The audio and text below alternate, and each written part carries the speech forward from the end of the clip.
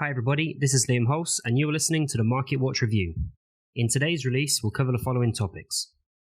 Record rate of GDP decline in Canada, US Federal Reserve inflation targeting, general strengthening of risky currencies, and growth of the US stock indices.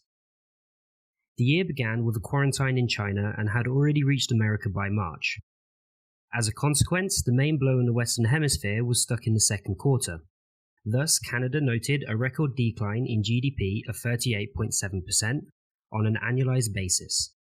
Although economists have already noted a fairly rapid recovery, since the catastrophic data for the second quarter was caused not by economic factors, but by total quarantine. Therefore, this release did not provoke a collapse in stock indices or the Canadian dollar. Now let's move on to the rapidly strengthening risky currency pairs with the USD. Let me remind you that at the end of the last week, it became known that the FED will not tightly regulate inflation, keeping it from moving above the target level of 2%. This is a fairly strong bearish fundamental factor for the American currency, but it is noteworthy that a significant strengthening of the euro and US dollar currency pair did not follow. The Australian dollar and US dollar, and New Zealand dollar and US dollar currency pairs renewed their highs. Moreover, the Australian dollar and US dollar pair has renewed highs since the end of 2018. All this indicates an increase in interest in risky currencies, which are Australian dollar and New Zealand dollar. However, today, we're seeing a moderate weakening of these currency pairs, which is due to the low saturation on the news background. As a consequence, the current weakening is a technical correction.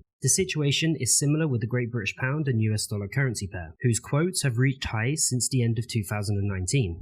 But the absence of additional growth drivers contributes to the development of a correctional decline. As a result, there is a risk of the pair returning to the area of 1.3225 to 1.3250. A breakout of this area will significantly increase the risk of a more powerful wave of decline in the medium term. I will conclude today's review with the US stock market, which continues to update its all-time highs. The key index S&P 500 is already trading above 3,500, adding 3.3% last week.